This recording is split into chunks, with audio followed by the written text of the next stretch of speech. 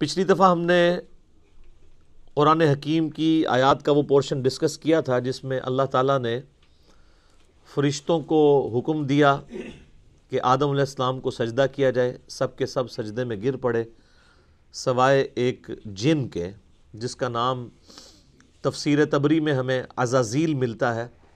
اہل سنت کے ہاں معتبر تفسیر ہے، شروع میں لکھی گئی، عزت والا، لیکن بعد میں ذلت اس کا مقدر ہوئی. ابلیس بن گیا، وہ شیطان بن گیا. اس نے انکار کیا اور وہ متکبرین میں شامل ہوا. اس کے بعد حضرت آدم علیہ السلام اور سیدہ حوا کو اللہ تعالیٰ نے جنت میں بسایا. اب اس میں اختلاف ہے کہ یہ جنت وہی والی جنت ہے جو الٹیمیٹلی ہمیں ملنی ہے، یا یہ پروٹوٹائپ کوئی جنت تھی جس میں اللہ تعالیٰ نے کسی باغ میں انہیں بسایا ٹیسٹ کرنے کے لیے، اور انہیں حکم دیا کہ یہاں پر تم رہو، لیکن ایک چیز کا خیال رکھنا کہ یہ جو فلاں درخت ہے اس کے قریب بھی مت جانا ورنہ تم ظالموں میں شمار کیے جاؤ گے. اسی کانٹیکسٹ میں آیت نمبر 36 سے گفتگو آگے چل رہی ہے. اعوذ باللہ من الشیطان الرجیم، بسم اللہ الرحمن الرحیم. فَأَزَلَّهُمَ الشَّيْطَانُ، تو شیطان نے ان دونوں کو پھسلا دیا، یعنی راہ حق سے ہٹا دیا. عنہا، اس سے. فَأَخْرَجَهُمَا مِمَّا كَانَ فِيهِ، اور ان دونوں کو نکلوا دیا اس جنت میں سے جس میں وہ رہ رہے تھے. اب اللہ تعالیٰ نے یہاں پہ تثنیہ کا صیغہ استعمال کیا، یعنی ان دونوں.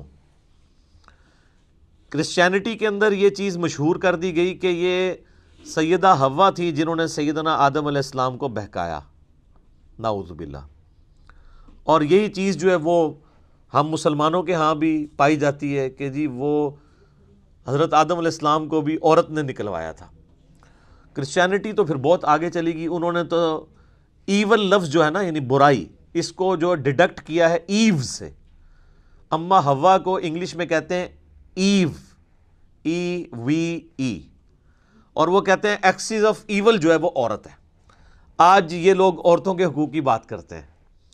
انہوں نے تو یعنی اپنا جو لفظ ہے ایول، برائی، اس کو ڈیڈکٹ کیا ہے سیدہ حوا کے نام سے، جبکہ اسلام کہتا ہے کہ یہ سب کچھ ٹیمپرڈ فارم میں کرسچینٹی کے اندر چیزیں آئی ہیں. اللہ تعالیٰ نے ان دونوں کی غلطیوں کا ذکر اکٹھا کیا ہے کہ ان دونوں کو شیطان نے بہکایا. ان دونوں کی غلطی تھی کہ وہ شیطان کے پیچھے لگے، یہ کسی ایک کی غلطی نہیں تھی کہ وہ کھاتے میں ڈال دی جائے. وَقُلْ اهْبِطُوا بَعْضُكُمْ لِبَعْضٍ عَدُوٌّ، تو ہم نے فرمایا اب اتر جاؤ، تم سب ایک دوسرے کے دشمن ہو گے، تم میں سے بعض کے. یعنی حکم تو ان دونوں کو ہوا اترنے کا، لیکن اللہ تعالیٰ تو ظاہر اپنے ڈیوائن علم سے دیکھ رہا تھا ان دونوں سے ہی میں کثیر تعداد میں مرد و عورت زمین پہ بساؤں گا، تو گویا کہ پوری انسانیت کو زمین پہ اتار دیا. وَلَكُمْ فِي الْأَرْضِ مُسْتَقَرٌّ وَمَتَاعٌ إِلَىٰ حِينٍ، اور زمین میں تمہارا ٹھکانہ ہوگا کچھ عرصے کے لیے، اور وہاں سے جو تم نے نفع حاصل کرنا ہے وہ کر لو. یعنی اللہ تعالیٰ ریسورسز بھی پرووائڈ کرے گا، لیکن دنیا کی زندگی تمہاری عارضی زندگی ہوگی، الٹیمیٹلی تمہیں لوٹ کے ہمارے پاس آنا ہے. اب جو حضرت آدم علیہ السلام نے غلطی کی اس کا ذکر آ رہا ہے کہ اس غلطی کی توبہ کیسے قبول ہوئی. فَتَلَقَّى آدَمُ مِن رَبِّهِ كَلِمَاتٍ فَتَابَ عَلَيْهِ، تو آدم علیہ السلام نے اپنے رب سے چند کلمات سیکھ لیے جس کے سبب انہوں نے اللہ کی طرف توبہ کی، رجوع لے کر آئے، تو اللہ نے ان کی توبہ قبول کر لی. اِنَّهُ هُوَ التَّوَّابُ الرَّحِيمُ، بے شک وہ توبہ قبول کرنے والا ہے اور رحم فرمانے والا ہے. اچھا، اللہ بھی توبہ کرنے والا ہے اور انسان بھی توبہ کرنے والا ہے. توبہ کا مطلب ہوتا ہے رجوع لانا. انسان جب گناہوں کے بعد اللہ کی طرف رجوع لے آئے تو یہ توبہ کہلاتی ہے. اور جب انسان رجوع لے آئے اس کے بعد اللہ تعالیٰ بھی بندے کے اوپر شفقت فرمائے، یعنی اللہ تعالیٰ بھی اپنے اس جلال کے بعد بندے پر رحم فرمائے، تو اللہ بھی رجوع لا رہا ہوتا ہے.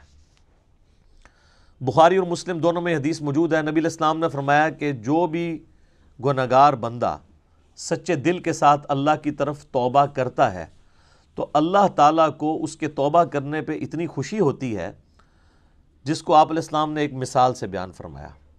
یہ حدیث بخاری میں بھی ہے اور مسلم میں بھی، کہ تم میں سے کوئی شخص اگر ریگستان کے سفر پر روانہ ہو اور اس کا سارا ساز و سامان اس کے اونٹ پہ لدا ہو، وہ کسی جگہ تھوڑی دیر کے لیے آرام کرے اور اس کا اونٹ وہاں سے غائب ہو جائے جب اس کی آنکھ لگے. اب اس کو سامنے اپنی موت نظر آئے، کیونکہ اونٹ کے اوپر ہی سامان لدا ہے، پانی بھی، کھانے پینے کا بھی. اونٹ نہیں ملتا تو آپ کو پتہ ہے کئی ہفتوں کا سفر ریگستان میں بغیر پانی کے تو نہیں کیا جا سکتا. اب وہ اپنی موت کا انتظار کرنا شروع کر دے. اسی دوران اچانک جب اس کی آنکھ لگے، آنکھ کھلتے ہی اس کا اونٹ اس کے سامنے آ جائے تو اسے کتنی خوشی ہوگی.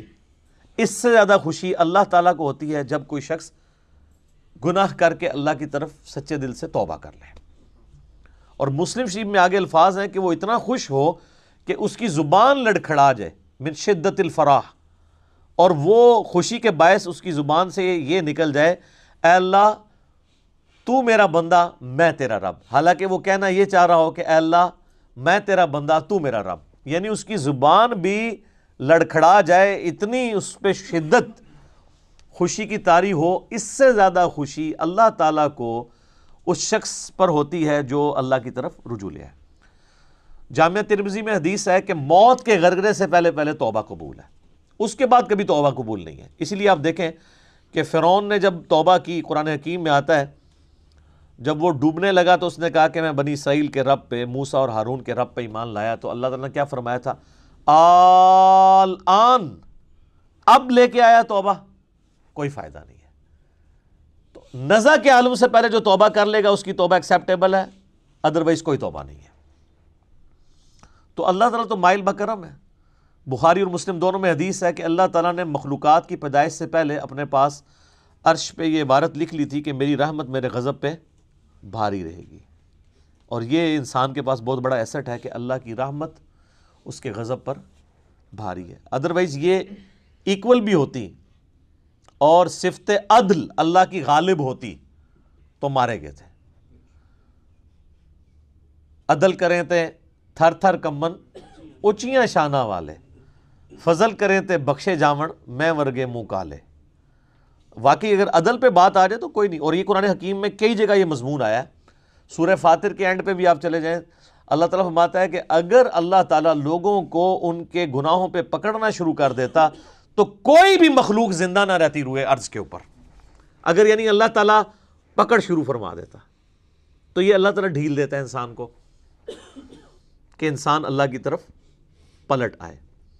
بخاری اور مسلم دونوں میں حدیث ہے، نبی علیہ السلام نے فرمایا کہ حدیث قدسی ہے کہ جب میرا بندہ میری طرف ایک بالشت آتا ہے میں ایک ہاتھ اس کی طرف بڑھتا ہوں، وہ ایک ہاتھ بڑھتا ہے میں 2 ہاتھ اس کی طرف بڑھتا ہوں، ٹھیک ہے، 10 ہاتھ بڑھتا ہوں، وہ چل کے آتا ہے میں اس کی طرف دوڑ کے آتا ہوں.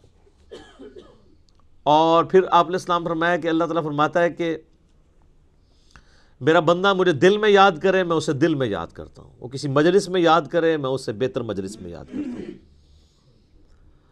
اور یہ حدیث اس بات کا ثبوت ہے کہ اللہ تبارک و تعالی انسان سے بڑھ کر اس پر رجوع فرمانے والا ہے. یعنی انسان ایک قدم بڑھتا ہے تو اللہ تعالیٰ 10 قدم اس کی طرف آتا ہے، بشرطے کہ وہ صدق دل سے اللہ کی طرف لوٹ آئے. یا ایھا الذین آمنوا توبوا الی اللہ توبۃ نصوحا، اے ایمان والو اللہ کی طرف ایسی توبہ کرو جو آگے کو نصیحت ہو جائے. یہ جو خالی خلی توبہ ہے نا یا استغفار کی تسبیح پھیرنا، یہ اللہ تعالیٰ کو جو ہے وہ محبوب نہیں ہے جب تک کہ اندر سے انسان سچائی کے ساتھ اللہ کی طرف لوٹ رہا ہے.